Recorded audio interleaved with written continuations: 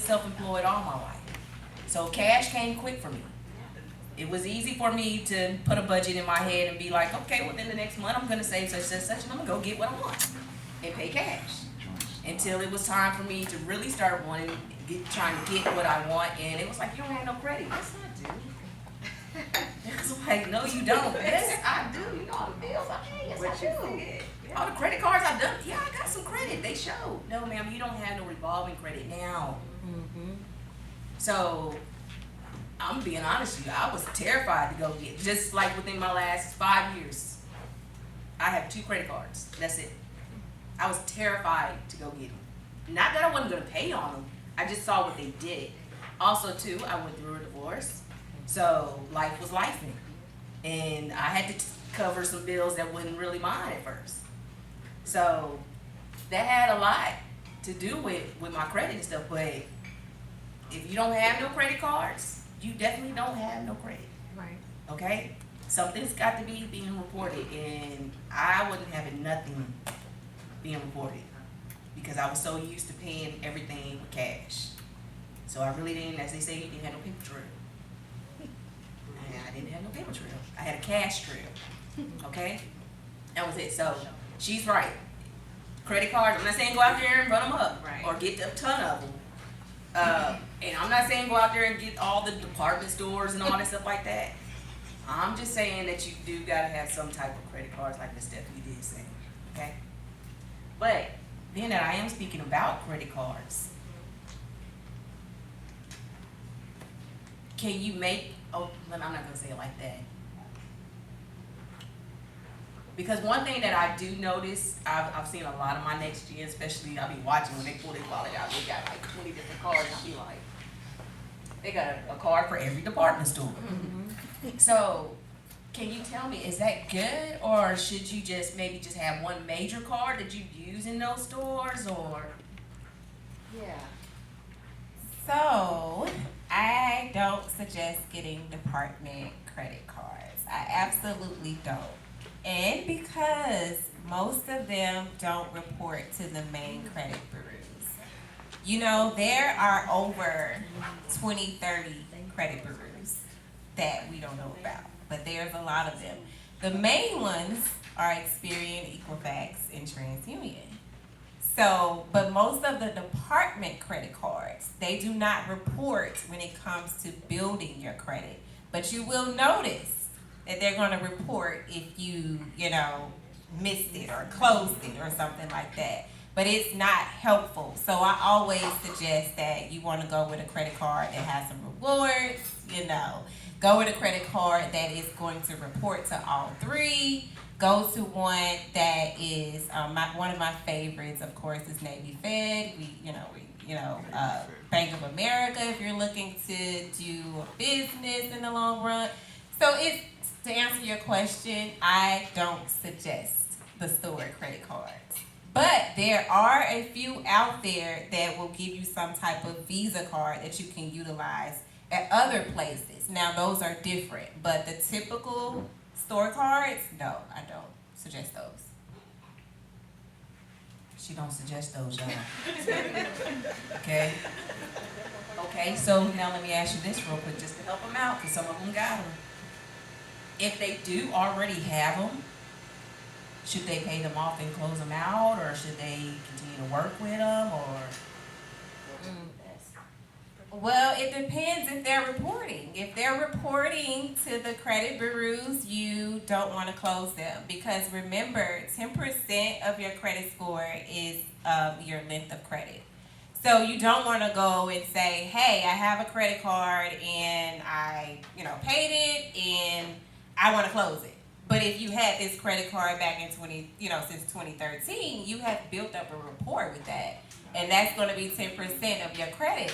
So no, don't close it. But don't get it in the first place. But if you do have it, if it's reporting, then don't close it. I always tell, some of my clients, they say, well, I don't want this card anymore.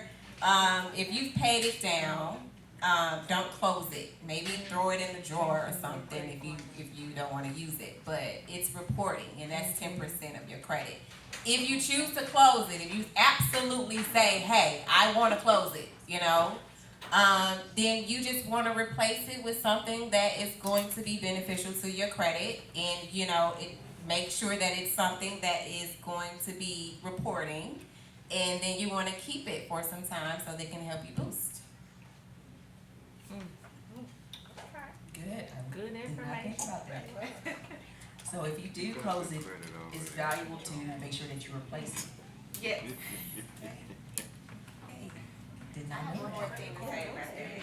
I have one more thing to say about that, because a lot of times we close things on our accounts. And I remember, just in all transparency, one year I said, and this was before I actually started the program that helped me purchase the home and start the business.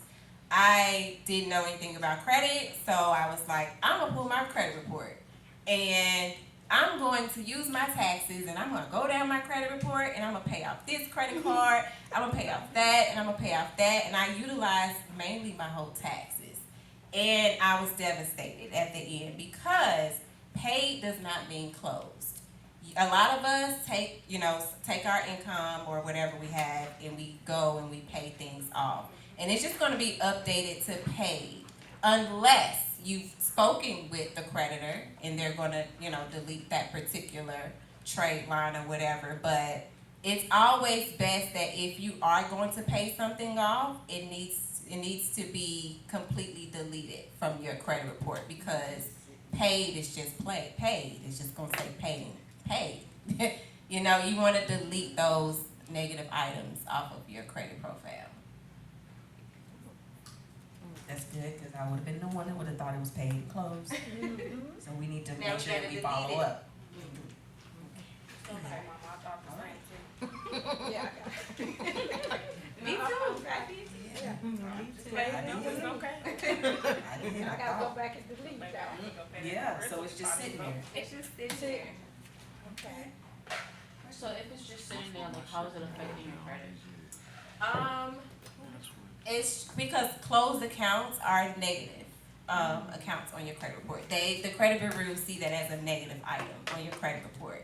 So a lot of times, if you are thinking of paying it, and some people will say, hey, I'm gonna call the creditor, I'm gonna go ahead and pay this off. If you choose to pay it, then you want to get something in writing to say that they're gonna delete it. Because honestly, by law, they don't have to delete it just because you paid it. So the goal is to get that paid account off of your credit profile. So if you're gonna do that, then get it in writing so that they can say that, hey, if you paid it, we're gonna go ahead and remove this from your credit profile. But that's a step that a lot of people don't know about.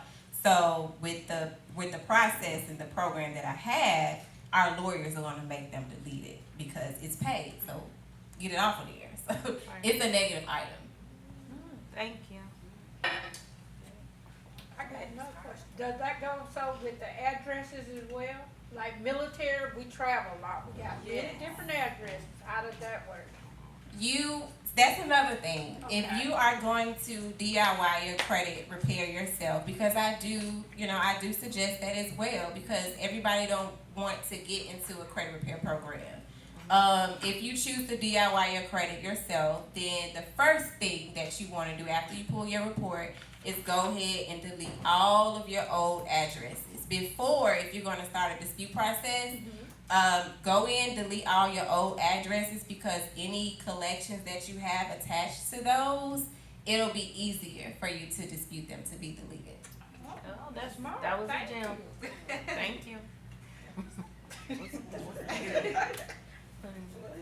Y'all better be writing this stuff down. Y'all need to call Miss Stephanie when y'all Call done. Miss- I got it. I see y'all's eyes rolling and everything.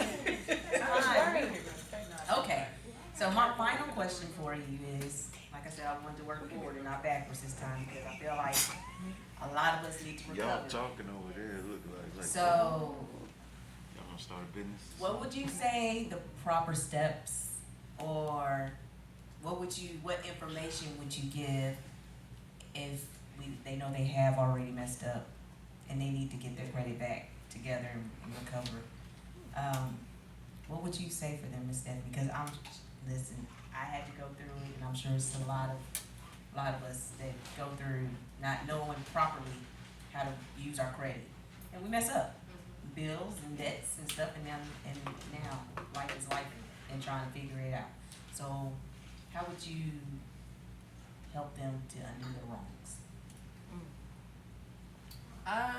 Well, what I would suggest is in order to see to get to where you're going, you want to know where you are. And a lot of times we're scared to check our credit report. We're scared to see the mess that has happened, but like you said, life be life. But we need to know what's going on with our credit profile. So you'll definitely need an analysis. Go to annualcreditreport.com. Get your full credit report for all 3 credit bureaus, and immediately, as you mentioned with the address, you want to go in and dispute all those addresses. You want to take a look at the negative items that you have on your credit, and you want to put together a plan. So with my program, I have like a roadmap. We're not just working on your credit. We're working on your overall financial situation. So in order for you to focus on that 35% of your credit score, which is your payment history, we need to figure out how we need to budget.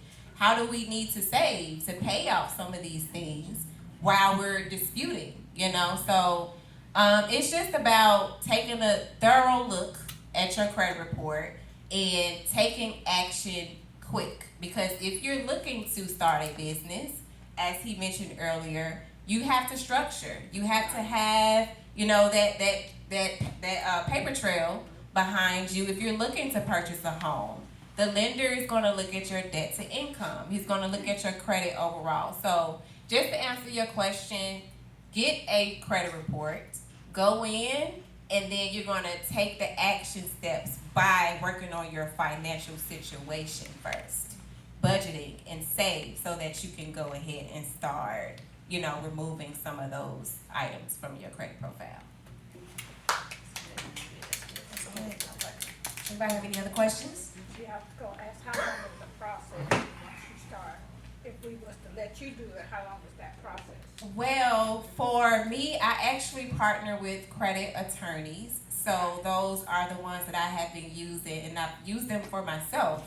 I don't like to get people to say, hey, look, I'm gonna fix your credit in 30 days.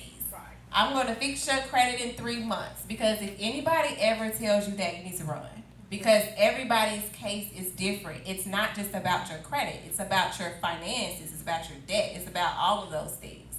So, but since I have been utilizing my attorneys, they're really good. For most clients, we start to see results, maybe like the 45, 60 day, but that's just for a typical client that may need a little help. Okay. Every case is different. I can't give you a time frame. I would never do that because I don't like to sell dreams. But I do like to assist and coach you through the financial situation so that we can get you to the goal. But it's not just on me. I have to tell my clients, we're working at this thing together. Right. You gotta work on your finances too. You have to hold yourself accountable to your spending habits as well, depending on what your goal is. Thank you. Facts. Any other questions? That was mine. Behind you. So I went on Credit Karma and put in all my credit stuff when I was at UTC, okay, with that email that I clearly do not use anymore. What is another site for me to go and check my credit score? Because the one that I had, I can't see. One that has a very, because we're caught up on scores a lot of times, but you need a thorough report of what you have exactly on your credit. Right.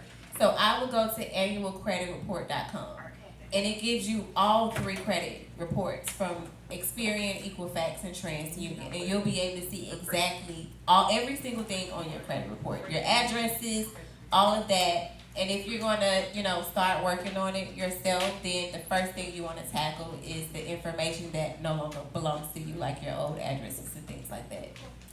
You're welcome. Does that count as an inquiry? No. You do that yourself? You mean disputing it yourself or No. just on annual credit report? Yeah, when you. No, it's free and it's not an inquiry at all.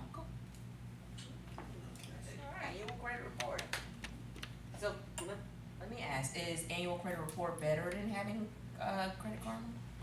No, Credit Karma, it's good, but if you want a thorough check, and really see like what's going on, the breakdown of it, then I would definitely go to that. Keep in mind that, Credit Karma is not your FICO. Yeah, it's not your FICO, but it gives you a close look of what, it kind of matches it a little bit, but it's not your FICO score. So yeah, if you want to break down and see exactly what's going on, I highly suggest go to annualcreditreport.com. You can even go to TransUnion's website. Experian gives you your report for free. If you have a business, Experian. Experience.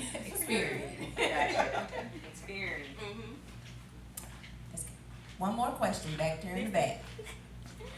Okay, so for the younger crowd, can you just break down exactly what the FICO is? I just heard you say like the Credit Karma is not your FICO score.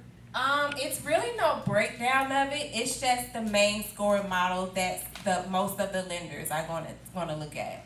Because there's different scoring models. So the FICO is just the main one that they're gonna look at. I guess the important one that they call it. The abbreviation. Yeah. What so, it mean?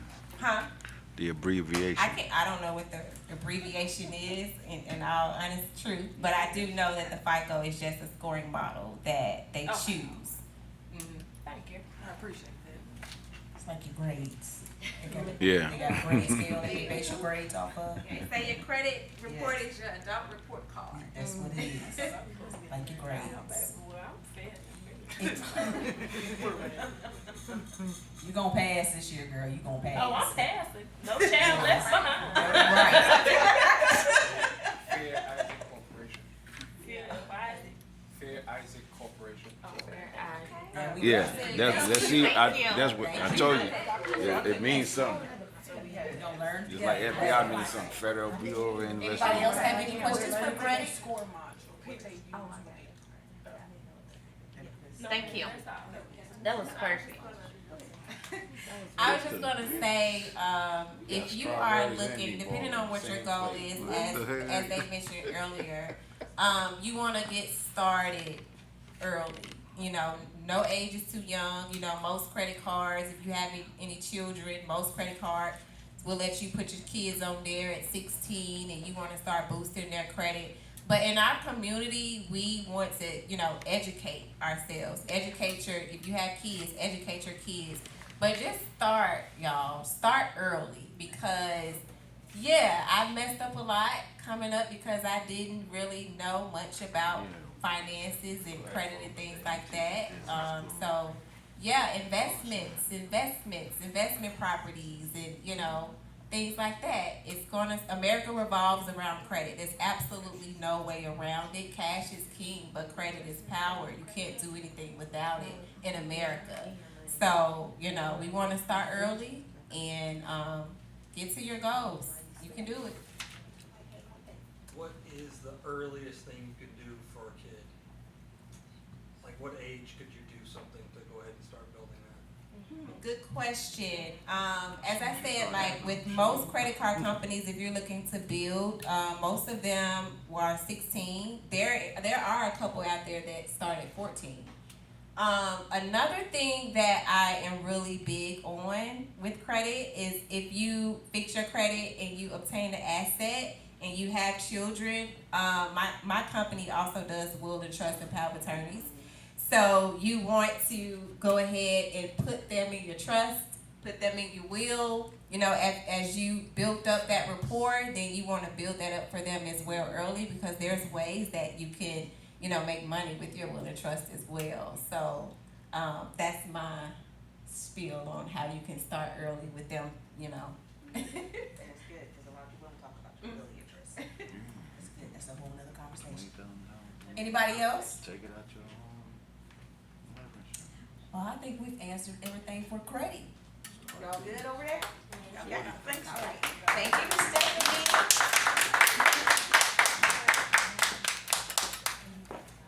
So, last but not least, I feel like I'm saving the saving some great information.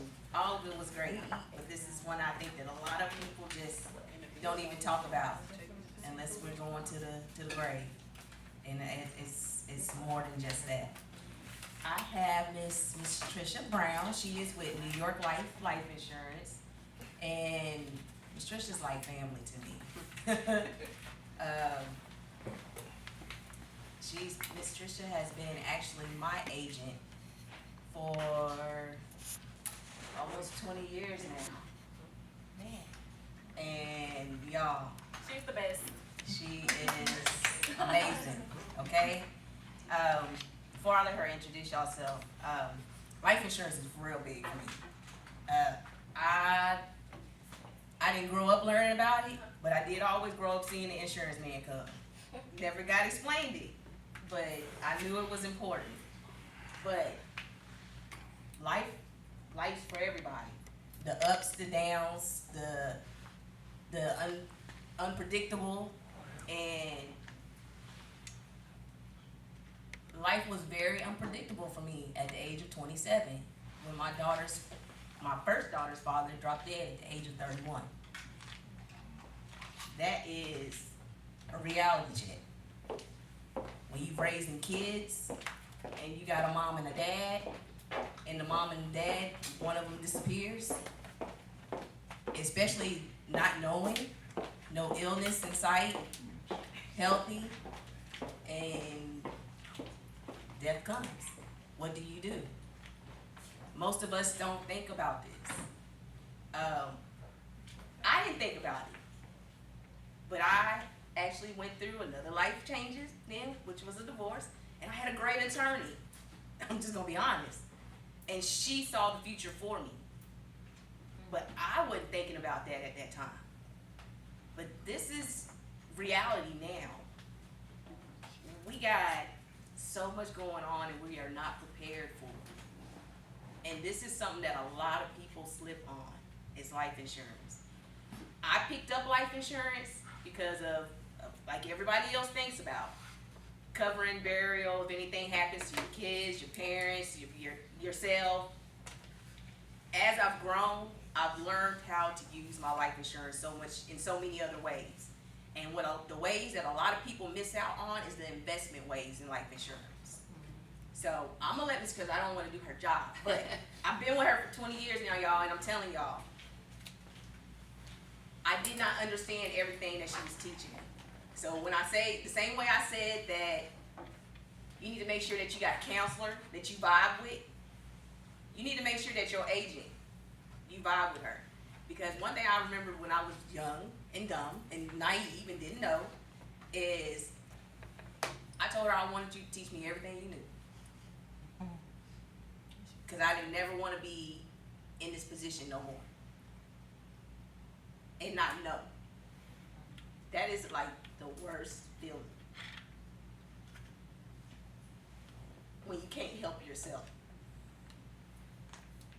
And I think a lot of us miss out on this opportunity, not even the opportunity of protecting ourselves, protecting our kids, protecting their investments, protecting their future, just pouring back into their future. This is not just being born and then dying and this is how we're gonna cover our burial. Y'all, I provided my daughter's whole senior year off of her whole life. Did not have to touch my bank not one time. So if you got a child and you go through your senior year, from proms to just graduation cap and gowns to them wanting a car that year, and she had the nerve to want to go to 2 proms. You know, it costs. That stuff costs, and them fees, they started adding up. What I can say is the little bit of life insurance that her dad did leave, that was gone in a matter of seconds. After we paid bills and burial and all this stuff like that, I was glad that I ran into her. Because she definitely taught me how to look at life totally different.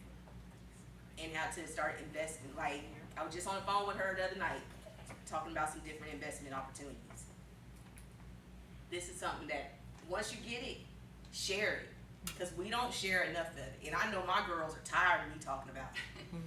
But I stay on them all the time. So one thing they won't never be able to say is that mama didn't teach them. because I did. Okay? So I'm gonna let Miss Trish introduce herself and give y'all some more information about her.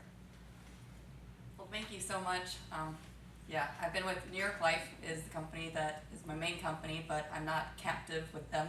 So if you couldn't get a policy with New York Life, I do have some guaranteed issues that we can do. We're old, dull, and boring, and that's important when it comes to your life insurance because you don't want these new companies that aren't going to be there to pay your family when it's your time. Right. That's one thing we have in common in here. We are going to die, we just don't know when. Okay? You've probably known personally somebody who's passed away, and how many times do you see the GoFundMe because they do not have coverage? People are like, oh, well, it's not my problem when I pass away. Well, it's the people that you love's problems. Cremation is the least expensive way to be buried, and that's $5,000. You're gonna leave someone with that bill, and instead of being able to grieve and mourn your passing, that's gonna be another bill that's coming to them, okay? I'm a holistic financial specialist, so not only life insurance, but that's step one, right? It's protection. We gotta make sure that you're protected, your family's protected. Then once that's there, we can look at accumulating money for your retirement, for college, and then when you're getting ready to retire, we do distribution phase. So we're making sure that the government is not one of your beneficiaries, so that you have the money that you've earned and worked hard for to come back to yourself. I didn't realize when I got into this, over 16 years ago, I thought, oh, I don't have a husband, I don't have kids, why do I need life insurance? I didn't realize that the right type can make you money. It is an asset class. So of course we have the kind, you've probably heard of term, and then we have permanent. And we have some hybrids in between. The term is cheap. It's like renting. You don't get out of it what you put into it, but if you were to pass away prematurely, too soon, it's very, very affordable. I just did a quote for a 22-year-old man for $250,000, $11 a month. $11 a month. It's nuts. People think it's too expensive. Well, by being able to get that protection to start with, that term, then once you have that in place, then we can look at the kind that actually can make you money. And it's an asset class for you. It can be making you, it's there for retirement. It's there for, you don't have to be 59 and a half to be able to use your money. Kind of like the home equity, you can pull it out and use it for your life. I did give, there's inside of your portfolio is a little card that if you want to fill that out, and on the back of it, it tells all the different things that we do offer. And if you click what you'd like more information on, I do free consultations. I'm with Tamika. My job is an educator, and 90% of the times we can help you with something in your life. People are underinsured, but even if you don't do anything with me, if we're not a good fit, I've got a team of people that you can hook up with. My big thing is education. The more you know, power is knowing.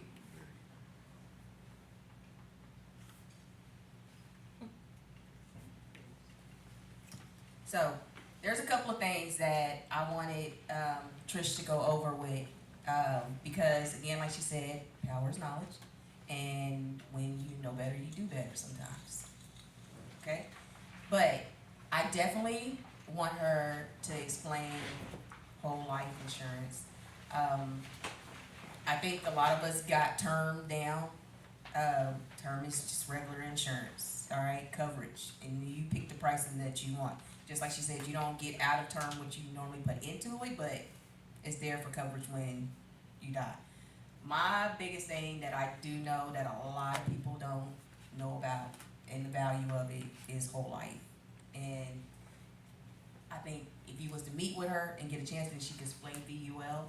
But whole life was a game changer for me. And it also was eye-opening because once she explained it to me and I started looking and paying more attention to insurance and stuff like that, I started realizing that they really offer you whole life insurance if you're a mom in here as soon, or a dad, as soon as you start having kids, especially for your kids.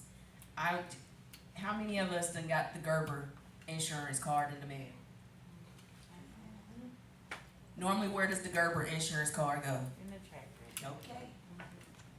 And that was their first introduction of trying to get us to give some type of coverage for our kids. Not only coverage, but a life savings, a way of being your own bank. And half of us and this is not to put nobody to shame, because I did it. I threw my first one with Kayla. It went to the trash. I didn't know. I didn't understand. I just thought it was Gerber trying to get some money, I'm being honest. With my second child, I understood. But I definitely want y'all to have a better understanding about how whole life works. So I'm gonna let Miss Trisha kind of break this down so y'all can have an understanding about it. Y'all, whatever you don't understand, do not give up on it. I said I've been with her for 20 years. It took me. We're all still learning. We're still learning, okay? I just told her on the phone the other night, I was like, I feel like I'm finally getting it. Like, I got it. I feel like I actually could sell this myself.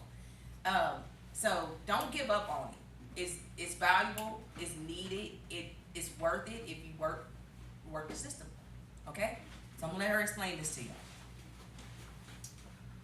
It's much like owning property. People can understand that, right? So it's based on your age and your health is where you start. So the younger the better. We've been preaching that up here, right? Start now. It's based on your age and your health, and it's locked in. It's there. It's not gonna go up in price. It is locked in. So the younger you are with kids, it's locked in. It grows in a couple different ways. And it also depends on the company that you're with. For example, New York Life is a mutual company, which means we're not publicly traded. If you become a client of New York Life, you own part of the company. So the way that you're paying your premium, and that is equated with the death benefit that it buys, it grows with an interest rate inside the policy, and with a mutual company like New York Life, it also grows in the form of dividends. Dividends by law are not, they're not, how do you say it? They're not guaranteed by law, but we've paid a dividend. We're almost 180 years old. We've paid a dividend every single year except for the first 3 years we were open. And dividends is like profit sharing. So if you're familiar with profit sharing, since you are an owner of the company, that is how your cash value inside your policy is growing, and it also grows your death benefit. So much like property, you've got the equity inside of it, you've got the cash value, and then you have the death benefit is growing like property value. Then you can use it for yourself and bank on whole life, be your own banker. You don't have to go to the bank to get a loan. You can loan yourself the money. We ask you, do you want it directly deposited or you want a check mailed to you? And you don't have to wait till you're 59 and a half to touch your money, like the other retirement plans that I am able to sell also, but those have more rules and regulations based on the government. It is a tax-free loan to yourself. That's an IRS code. That way you are not paying taxes on it. Most people don't, I didn't know until I started working with this company that life insurance is for your life while you are alive. Right. Yep, the right kind is. Oh, Chelsea sorry. has a question back here for you. So, I have Farm Bureau, and I've had them since I was like 22, 23, and I have term. I was told that it's cheaper to go from term to full once you have it. Is that true, or is it not true? It is not cheaper. It is based on your age and based on your health. However, I can't speak for other companies, but I know with my company, when you have term, you have a conversion privilege that your insurability is locked in. So even if you're not as healthy, 10, 20 years down the road, if you had term, you can switch it over, you can upgrade it to the permanent kind, but it is based on your age at that time. Okay. Mhm. Yeah. So I got because a lot of people do have term. Is it hard to roll your term into whole life if you want to? Nope. Paperwork. And a lot of times, what I do know is most people do have to go through like a physical. Yes. Do you have to go through a physical if you was taking your term to whole life? No, it's guaranteed insurability, so, even if you had a medical condition, like you're uninsurable, say you had cancer or heart attack and you had a term policy, all you do is change it over, you convert it, it's an application. You don't have to go through that medical underwriting again unless you were to want more coverage, and then you have to be medically underwritten. But I do have some policies that are guaranteed issue that you don't have to go through the medical underwriting. And it's based on the amount that you get and your age to know what your underwriting requirements are, what type of physical, if any, you have to go through. We have some policies that you don't have to go through the physical. Yes. So what I hear you saying, Ms. Tricia, you have to get term before you get the whole life? No. Or can you get whole life? You can start either. Okay. When I meet with somebody and if they have no coverage, I say, for $10, $20, let's get you some coverage, go through the underwriting process to see what your rating is, and then based on your budget, we try to get you a combination to give you the death benefit that's gonna be there for your family if you passed away yesterday. Usually it's 10 times your income is full coverage, 20 times your income is maximum coverage. We wanna make sure if you died yesterday, your family's taken care of. And then based on your budget, because your plan's only as good as what you can budget and afford, then we try to get you that permanent coverage that's there for you and working for you. Okay. Thank you. My other question, because a lot of people talk about term, and you notice that people have been paying on insurance forever. With whole life, is there an end date for it? Good question. Whole life is for your whole life, so essentially you are paying premiums forever, but there's a way with the right type of company, again, a mutual company, that your dividends and your cash value inside of it, it can premium offset. It's called POP, P-O-P, premium offset. So it's usually about 20 years down the road that you can use your cash value inside of it to start paying for itself, okay? But if you were to pull out all your cash value, then you would have to start paying your premium again. But that premium's locked in from the age that you started. It's not gonna be more expensive even though you're older. We do have other kinds of policies that are contractually paid up. It's called custom whole life. You customize how many years you pay into it. This works great with children. You know, you have a 1-year-old and you wanna pay till they're 18, you pay for 17 years and it's contractually paid up. Even if you were to pull out all that money, you don't have to pay into it again. So it works a lot like a mortgage, a 20-year mortgage, 30-year mortgage, 20-year pay period. The least amount we have, you can dump in a lump sum. So if you sell a piece of property and you want to have a paid up policy day one, we can do that. All the way up to age 75, you can pay all the way up to age 75. Y'all, whole life sound better to me because it had an end date. That was my thing. Okay? Even though it does continue, the money that's in there does keep paying for it for you. The fact of giving you a break and not having to pay on that, and it still being able to borrow your money, that was what sold me on whole life.